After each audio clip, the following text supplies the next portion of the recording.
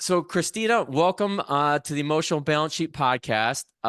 Let's just be honest with each other. I know that you have a little bit of nerves going on because you've never been on a podcast before, but that doesn't mean that you are not on your way to being an expert in your field of behavioral change and science. So I'm looking forward to the conversation today. Thank you, Paul. Much appreciated. I'm super excited to be here, even though the little butterflies are fluttering around everywhere. But yes, I guess there's a first time for everything. And Well, yeah, let's have some fun. like we were talking beforehand, the one of the reasons why I wanted to have this conversation with you is that there's a lot of moms that listen to this show. I get a lot of feedback from my moms, and most people know that I'm a financial advisor, and I primarily work with families who have either twins or triplets or three or more kids, and everybody's busy. I don't think there's anybody that's not busy these days. And one of the things that I found interesting about your work, and just looking over your LinkedIn profile, was this question of why do people not just take the time to think about their identity and their roles? And I think it's something that my wife Teresa and I struggle with. I know a lot of families I work with struggle with, and I'm always trying to figure out. And that's why I love having conversations with experts like you that can kind of lead some or shine some light on the whys. So why don't we kind of start there? Is in your research and your doctoral thesis, which we'll get into. Um, start if you could give us an idea of like why do people not give themselves, like I call it, the gift of time to really think about their identity or what they want to do? I think that's such a great question. And I think the first thing that pops into my mind is that, when we're much younger, we have this abundance of, or at least what seems like an abundance of time. But we kind of don't really take note of what is happening inside. We don't really have that cognitive aptitude of looking towards your identity. We're not that reflexive yet when we're younger.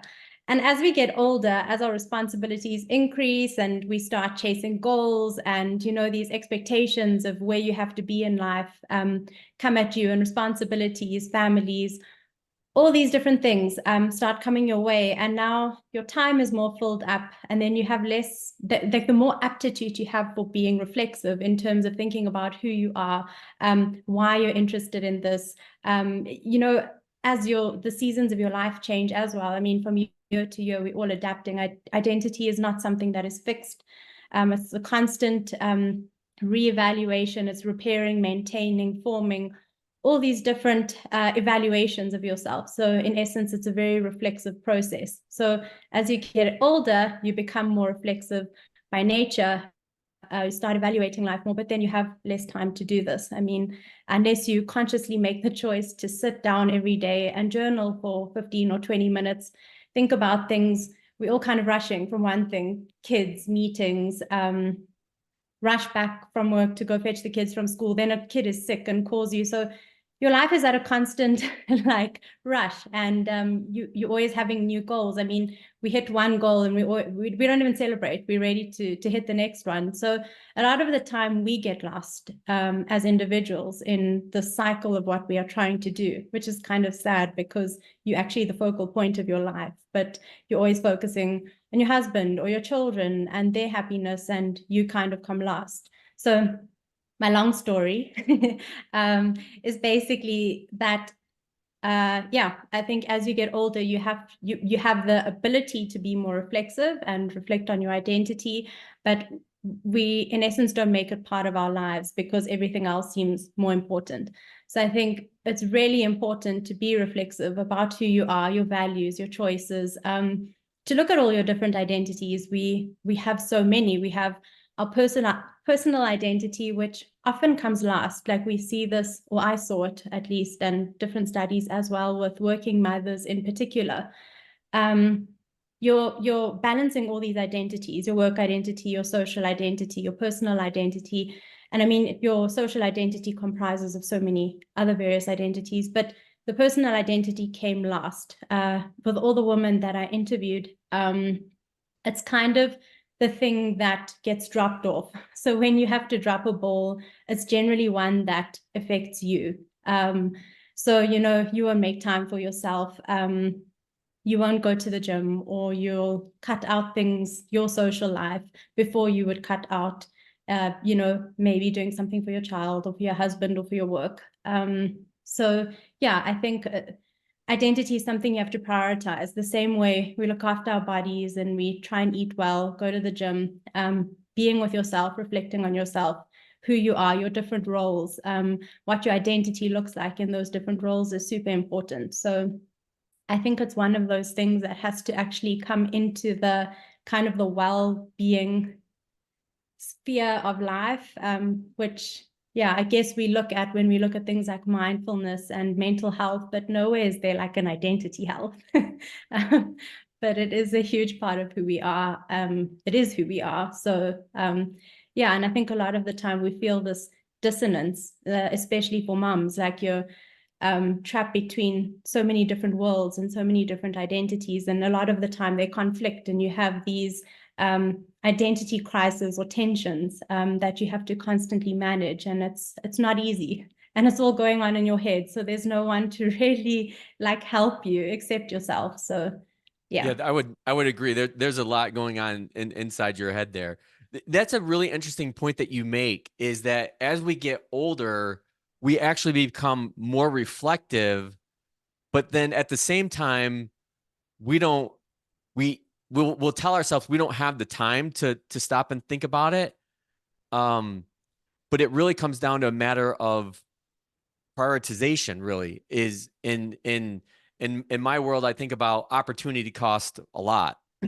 Everybody wants to go on the nice vacation and put their kids through all the extracurricular activities and save for retirement and save for college, but there's very few families that can do everything. And I often have this phrase that I've said on the show, and I tell Teresa all the time, she probably gets sick of it, is that you can do most things in life, but you can't do everything.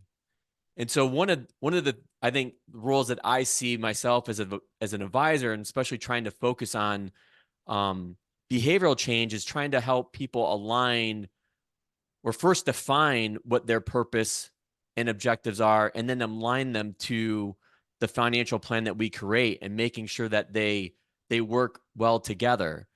But to come back to this, is in your research, in your studying this topic, have you found anything that helps people make that time? Like, so they are doing the reflectiveness, I guess, inside their own mind, but how do they best take the time, or make the time, to do that, to slow down and really think about what it is that they want in their identity? Because I struggle with this personally, but I see the families I work with struggle with this, and just helping them define what their purpose is.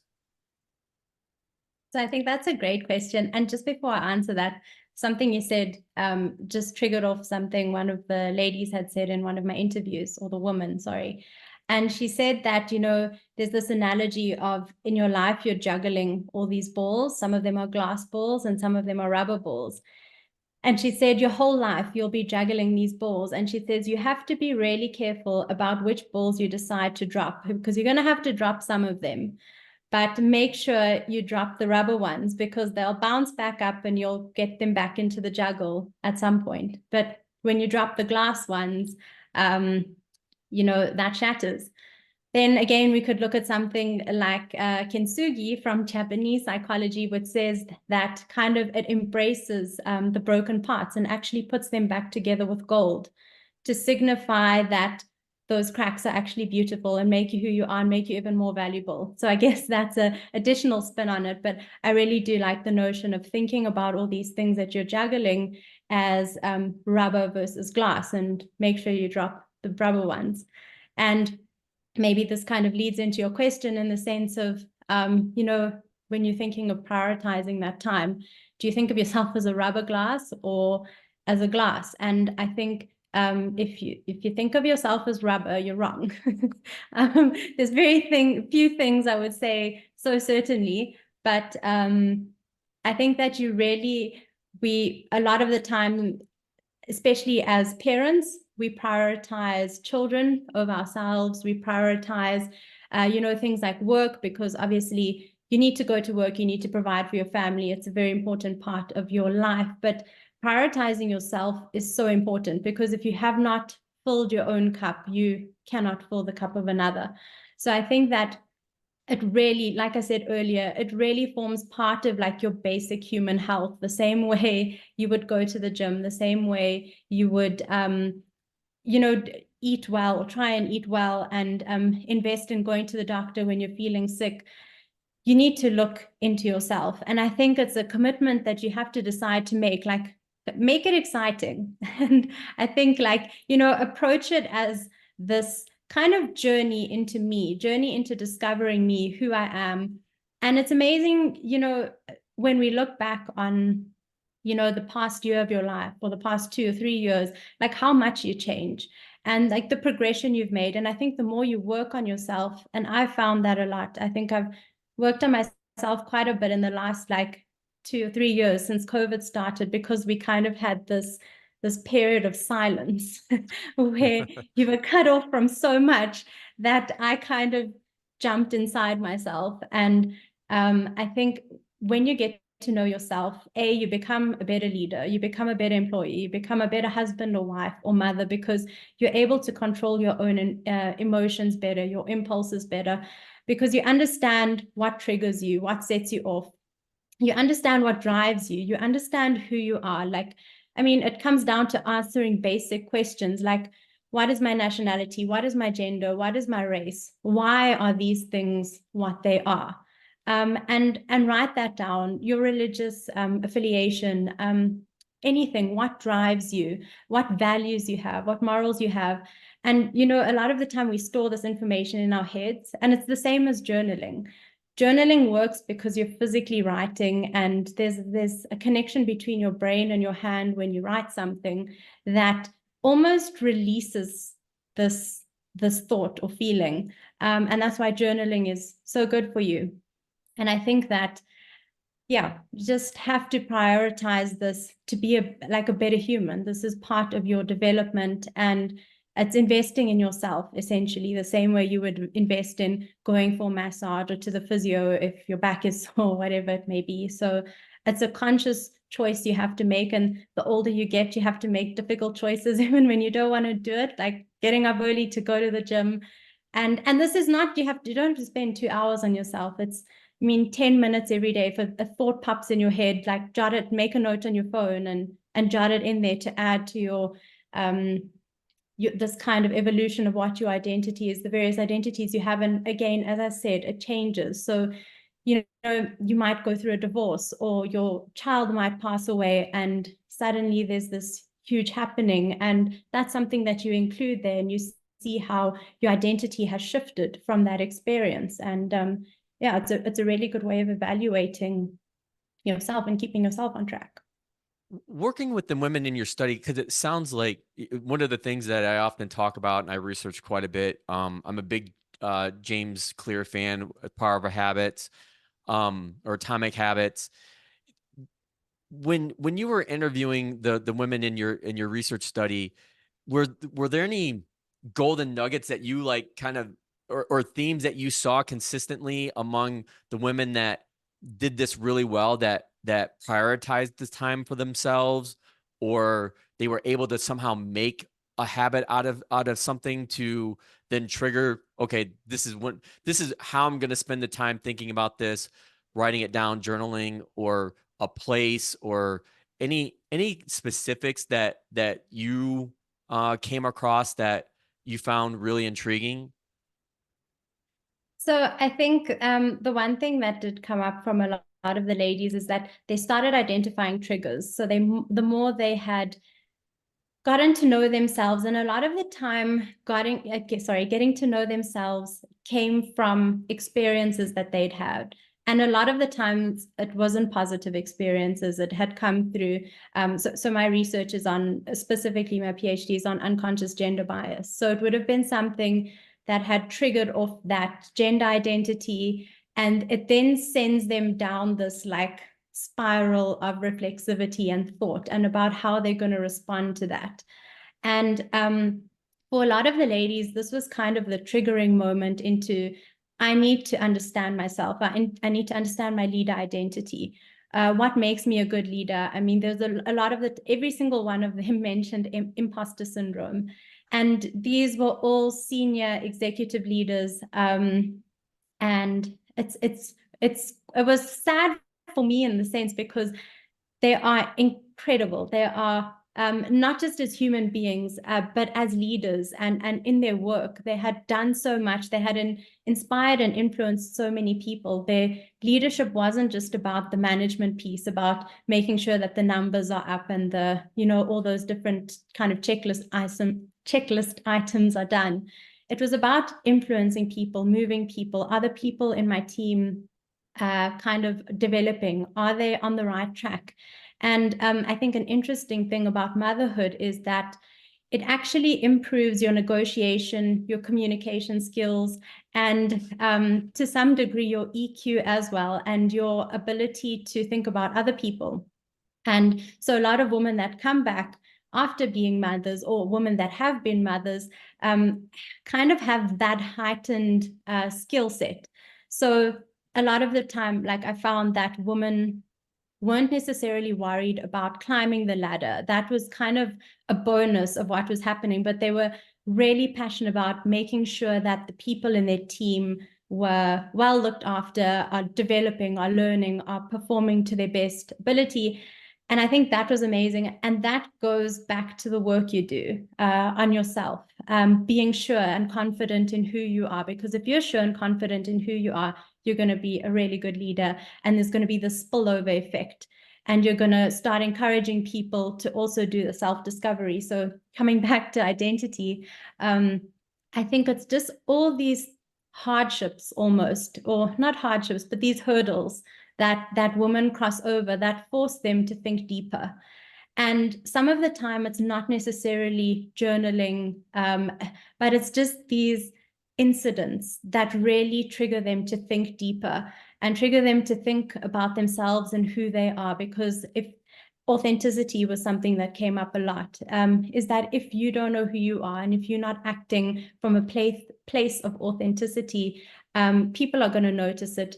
People aren't going to really respond well to you. People, especially as a leader at that level, it just doesn't work. And for you as well, as a person, you don't want to be leaving half of yourself at the door when you come in and putting on this facade of who you are. You want to bring your whole self to work. And you want to bring your kind of unique footprint to that. And you can only do that if you know who you are. So it's whether it's partly writing down, whether it's partly experiential, whether it's partly kind of these dialogues that you have either with your colleagues or with HR or whoever's in the room about that trigger off who you are, as long as in some way you are being forced to think about this, you really do make time to go and sit down with yourself when you have a moment. Or, I mean, when you're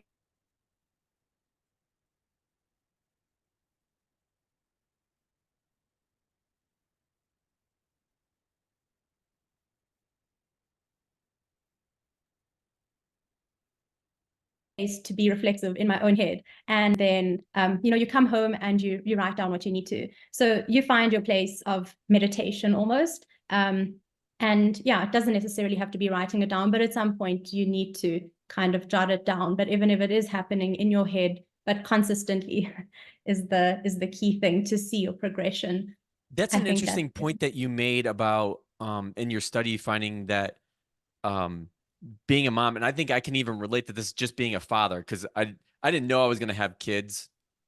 For a long time I probably didn't even want it. I know I didn't want to have kids, and then to have a Oh, set wow. of triplets plus one Wow. has really kind of been an experience. But probably the best person that could answer this would be my wife Teresa. But I feel like I've changed over the last 13 and a half years that I've had the triplets now, um of trying to be more understanding and more empathetic. And I think I think that's, for me anyways, a direct correlation to being a father or mother or parent. Because I don't know if I would have been that way if I didn't have these kids. No, absolutely. I think they're a life changer, that's for sure.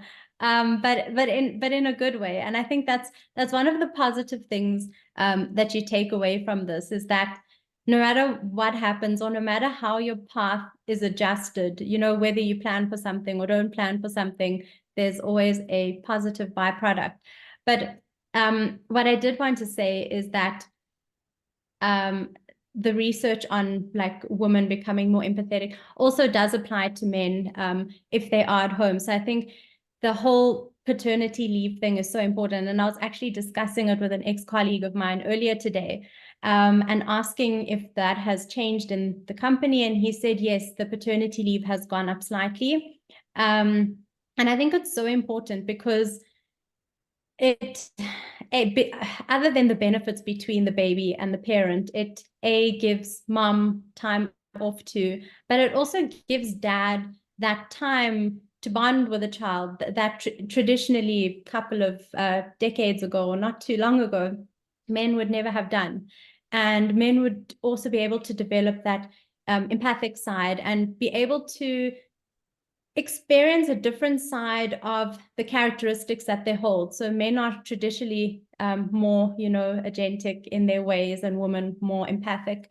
And I think that it's then that shift again of you know, that men experiencing something different from what they're used to. And not all men, I'm generalizing here, but it's a wonderful thing to take on those traits and just experience something different, and maybe come back with a whole new perspective. Like, I think for myself, the other day I was speaking to someone and they were asking me to describe myself. And this is like one of the best ways to kind of see how you rank the different identities that you hold. So for example, even if you go to a job interview and they ask, okay, so tell me about yourself. Like, what's the first thing that you say?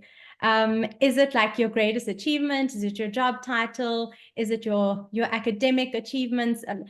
What is it? Because I know it might change in terms of the context. Like if you're with a group of mothers, maybe like the first thing you'll attach to is your mother identity. Or if you're with a group of like academics, maybe the first thing you'll put in there is your academic achievement. But it's just to see the hierarchy, the ranking, how that changes. And that is also a really easy way to judge your identity, is like, okay, if I'm in a job interview or someone asks me to describe myself, how do I do that?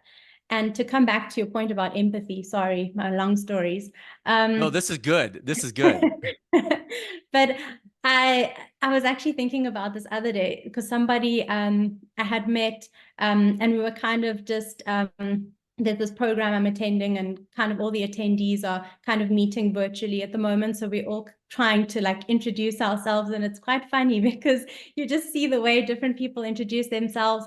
And I kind of thought in my head, traditionally, I would introduce myself with either my academic or my work information first, and then kind of go into like the more personal things. And I think, like I said earlier, I've done so much work on myself in the last like 2 years that I feel like one of my greatest traits is this piece on empathy that I've worked on. And empathy, not necessarily just in the traditional sense of it, but being able to be in a conversation and understand someone else's viewpoint. So let's say you and I are disagreeing on something, or whatever it may be. So we're disagreeing on something, and I can then stop and not say anything and put myself in your shoes and convince myself why I should believe your point of view.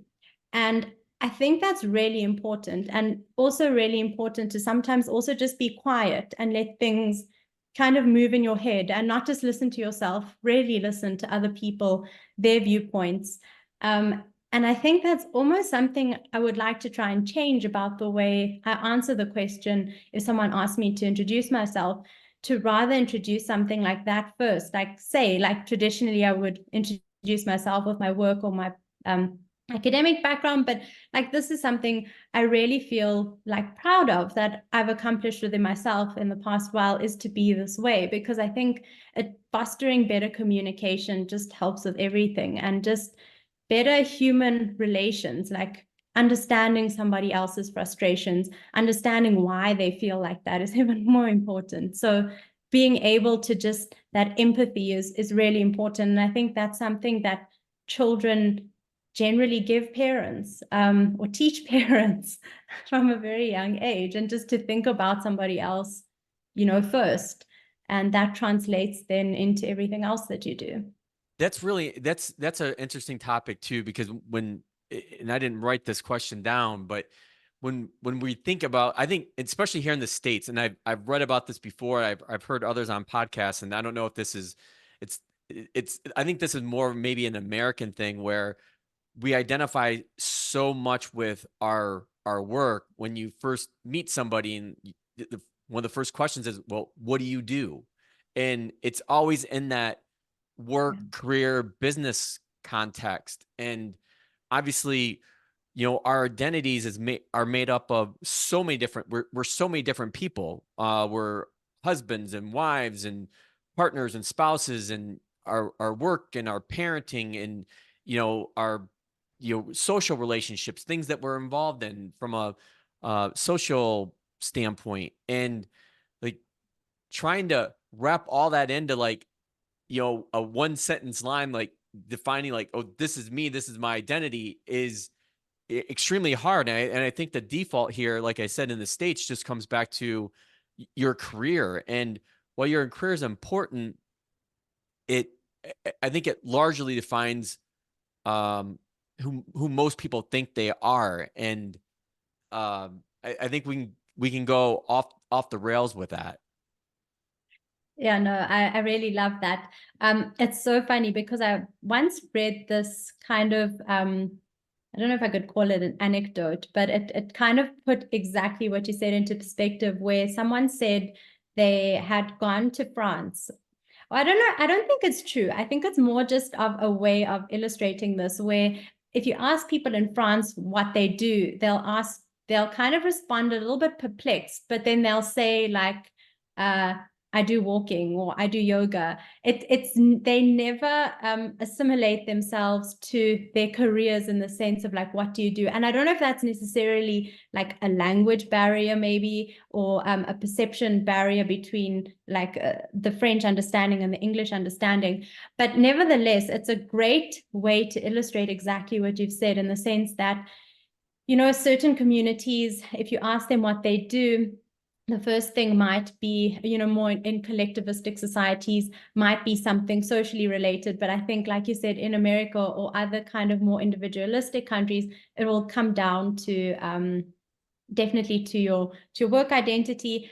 And I think it's just the easiest, to be honest, because people understand it, and a lot of the time it's also a bit of a social ranking. So if you introduce yourself in the conversation saying that, or not so much a social ranking, there's a better word for it which will come up, but more around, I'm Christina, I'm a wealth manager.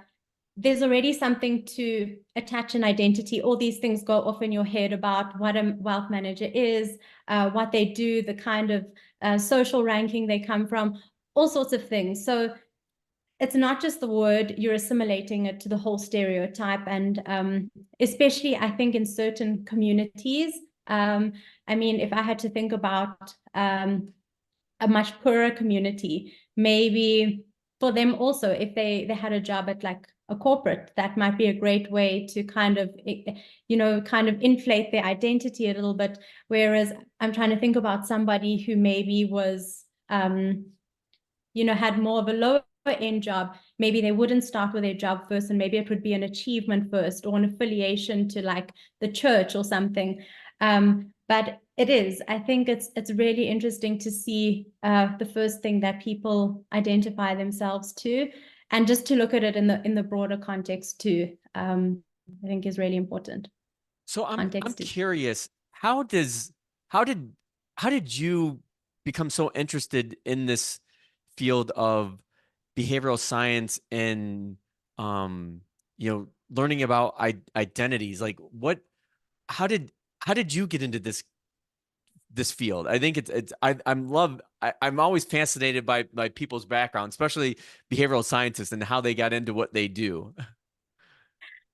So I think for me, it goes way back when I was younger. I always had this curious mind. I loved people. I loved understanding why people are different, why people react differently. Like I grew up with two older sisters, and they're a lot older than me. So there's a very big generational gap. And I think it just always struck me that things were different to us. Like we were girls, like at that age, I could identify we're all girls. There's not a lot different. We all live in the same house. We have the same mom and dad, but yet our perspective on things is just completely different. And the way the choices we make are completely different. So I think I was just always very curious about human behavior.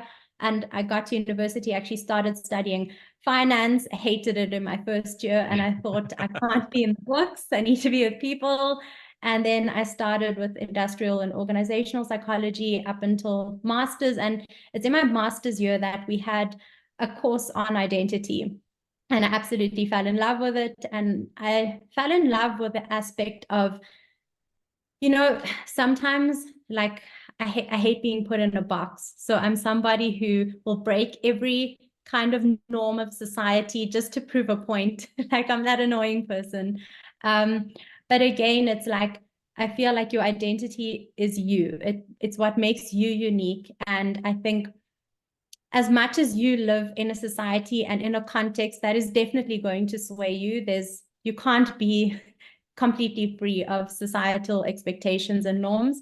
But I think your identity allows you to express yourself within that context. And I fell in love with that. And I fell in love with the fact that you could change. I think a couple of years ago, a lot of the times you were kind of not seen as change was seen as very hard, let me put it that way. And I think as research has evolved, I mean, with neuroplasticity and all these wonderful things, we realize that change is not out of reach. And that's a lot more positive. And I think that that's the great thing about identity is that it's fluid and it changes. And a lot of kind of tensions and happenings in your life change that. And I love that. I love seeing progression, whether it's up or down, left or right, like whatever it may be. It's amazing to see the journey an individual goes on and how that journey changes. What completely goes and what journey do you go on and then come back and realize that no, I was actually good the way I was, or you realize that you really need to change and you do change. And I mean, then you have kids and you learn all these things about yourself. And I think you learn a lot about yourself through your children as well, from what I've heard. I don't have children myself, but my sisters have children and I observe a lot. And I think that they really teach you who you are, because now you have to think about the values you're instilling in your child and making sure that you're giving them the good skills to the best of your ability. And you question yourself a lot too. So Yeah, yeah, I think sometimes it's like looking in the mirror, and then other times it's like the mirror staring back. I'm like, I don't even know who you are. and that's amazing. And I think that's the best part about identity. Sometimes you're lost. And that's also a good place to be, because sometimes things happen in your life that just throw you off completely, and it's okay to be lost. And then the magic happens again as you start finding yourself, and that again means you going into yourself and you doing the work and researching and understanding that I'm not the person I was 10 years ago. 10 years ago, maybe I loved partying and going, and now I don't. And that's okay, because sometimes you feel like, what's happening to me? I don't like doing that anymore. I don't like that group of friends anymore, or whatever it may be, or I don't like running anymore, or yoga. And that's okay, because you do change. Your experiences change you, your thoughts change you, your reflection changes you, life changes you, the things that happen to you.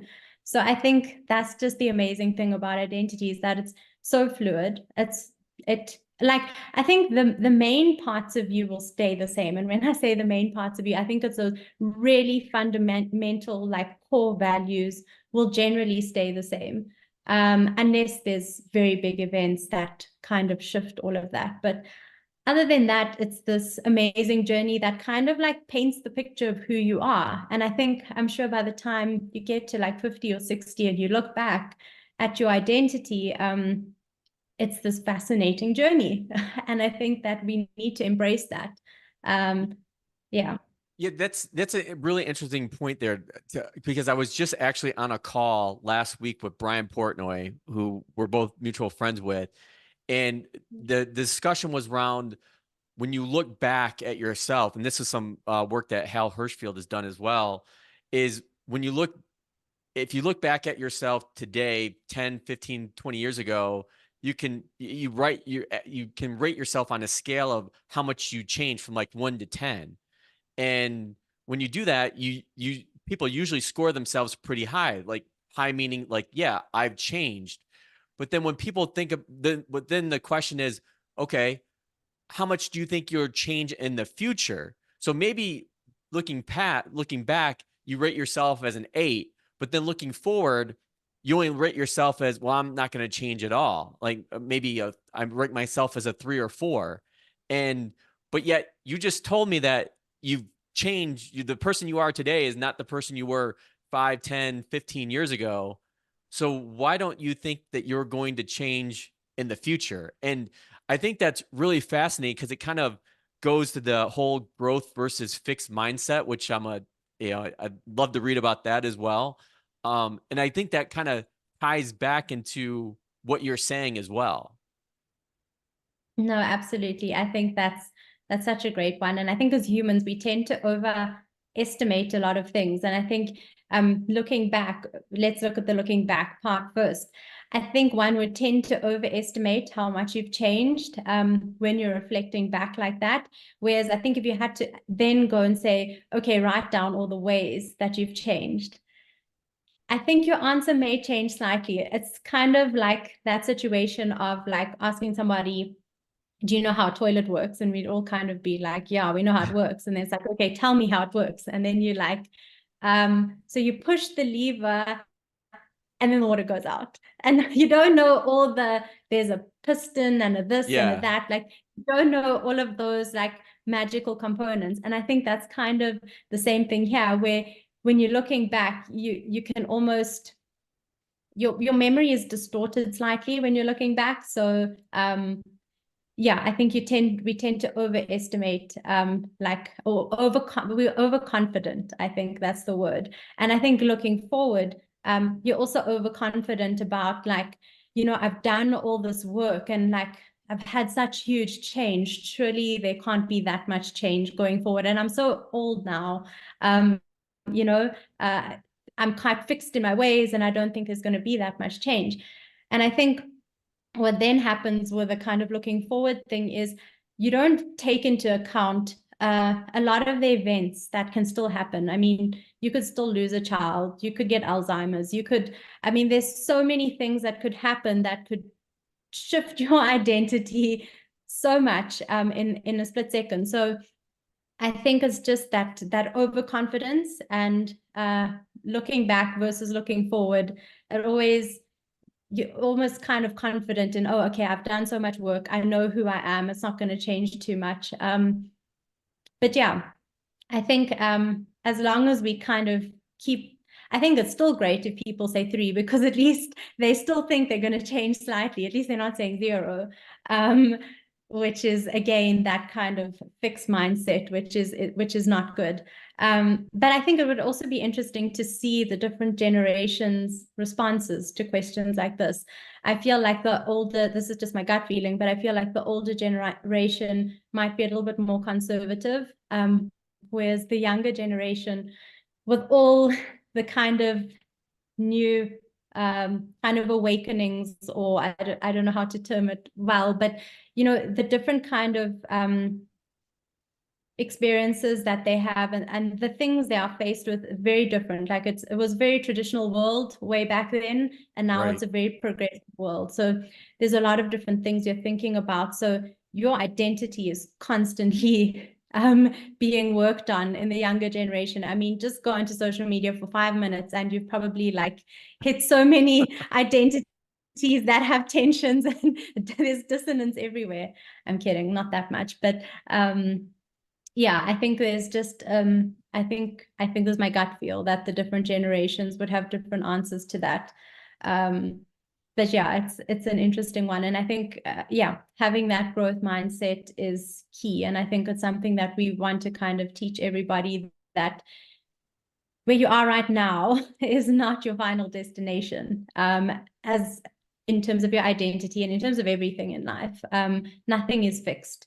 In terms of your brain too, the research on neuroplasticity is incredible. And I think that just knowing that you have the ability to change, to form new neural networks like throughout your lifetime is just a game changer. So yeah, I think it's important for people to just go with the flow of who your identity, like where your identity is taking you, and notice those points of tensions. And yeah, it's just looking inside of yourself, I think, is the biggest takeaway. So I've got probably a dozen more questions to ask you. So that just means that we'll have to have another conversation. But typically, my closing question I ask all my guests, which is, what is the best thing about being a parent? And I know that you don't have kids yet, but you disclosed to us all that you are an aunt. So let me Yeah. twist the question a little bit. What is the best thing about being an aunt, Christina? Oh my God, I love being an aunt. It is literally like, oh, it's one of like my top identities. And my favorite thing is gonna make all the parents angry, because my favorite thing about being an aunt is being able to spoil my nieces or my nephew, take them out, feed them all the chocolate, and be the best aunt, because the aunt allows them to have cakes and chocolates and sweets, and then take them home and give them back to their parents, and then Yes. go back to my quiet life. So I will be hated by all the parents, but I think besides that, they bring so much joy. I think the one thing I love is a hug. There's nothing like the oxytocin from the hug of a child. Like, you could be having the worst day ever, and they like run up to you when you walk in and like give you this big hug, and I'm like, okay, all my problems are solved. So Yeah, yeah. I would agree. That was like one of the best things about when my kids were young is walking in the door and then just screaming and yelling, being so excited. And Aww. now I have teenagers that I'm I've I'm on my way out of that world. But my oldest girl triplet Madison gave me a hug yesterday when I needed it. So it's uh there's still hope for us, I think. So well, That's Christina, I amazing. can't thank you enough for this wonderful conversation. And like I said, I know that there's going to be more in our future, but thank you very much for spending some time with us on the Emotional Balance Sheet podcast.